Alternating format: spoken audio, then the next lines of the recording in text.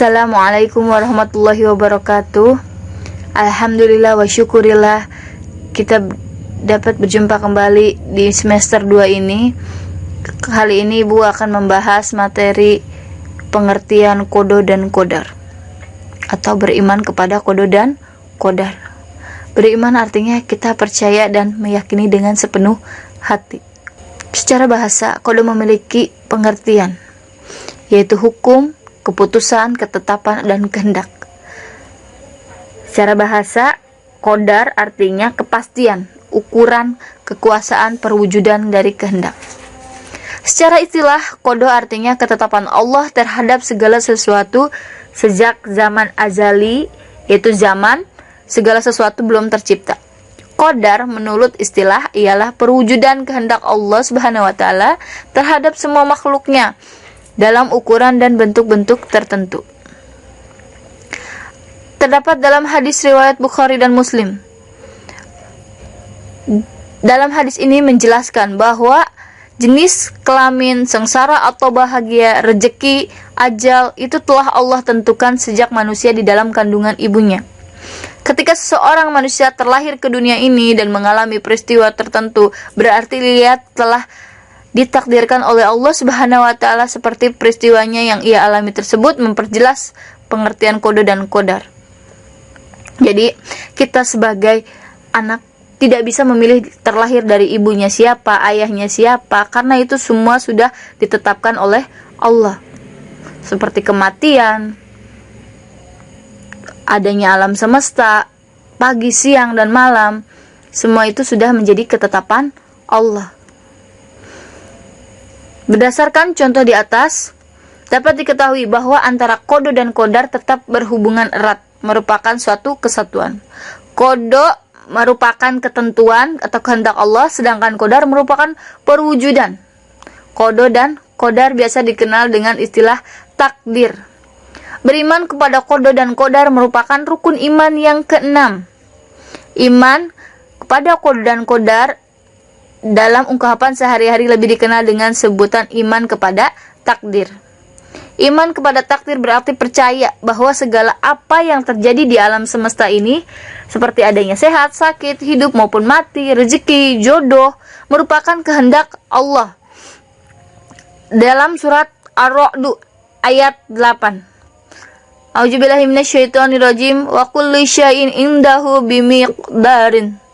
Dan segala sesuatu ada ukuran di sisinya. Ayat tersebut menegaskan bahwa segala sesuatu di alam semesta ini telah ditakdirkan ukurannya oleh Allah. Manusia terjadi sebuah kenyataan atau peristiwa, yaitu seorang anak bernama Ena dilahirkan dari keluarga kaya, orang tuanya pengusaha. Tidak lama kemudian usahanya hancur, ya kan? Banyak menanggung hutang, kehidupan keluarga Ena berubah begitu cepat, yang semulanya kaya menjadi miskin. Ada yang anak bercita-cita menjadi pegawai bank, setelah lulus ia mengambil jurusan ekonomi supaya mendapat gelar sarjana ekonomi. Contoh-contoh tersebut merupakan contoh kecil sekian banyak perwujudan takdir Allah. Dari contoh tersebut kita bisa mengetahui bahwa semua makhluk tidak bisa mengelak dari takdirnya Allah. Lalu muncul pertanyaan, untuk apa sih kita berikhtiar jika segala sesuatu sudah ditakdirkan oleh Allah? Ketahuilah bahwa meskipun takdir manusia telah ditentukan oleh Allah Subhanahu wa taala, namun tak satu pun yang bisa mengetahui sebelum hal itu terjadi. Hal ini menjadikan manusia tetap wajib berusaha untuk meraih yang terbaik. Allah Subhanahu wa taala memberikan jalan kepada manusia untuk menjalani kehidupannya dengan cara ikhtiar sekuat tenaga serta mengiringinya dengan berdoa. Takdir mu'allaq dan takdir mubram.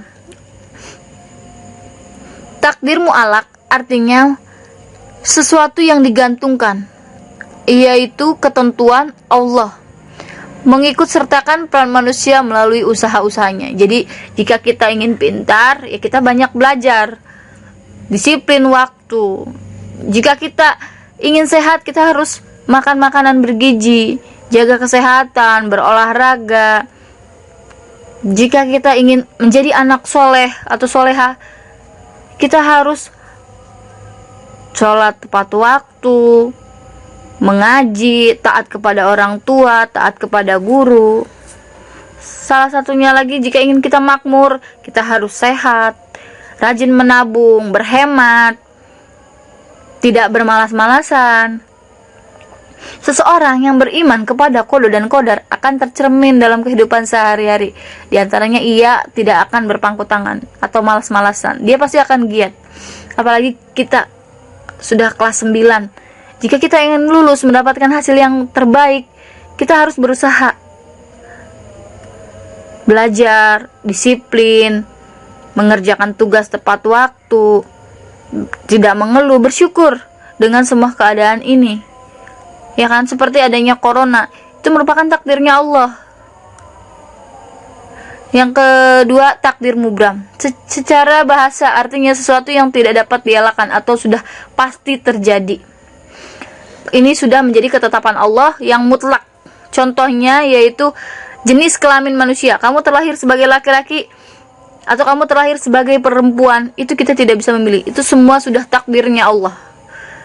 Api panas, bumi bulat, gaya gravitasi, terjadinya hari kiamat, itu merupakan contoh dari takdir mubram.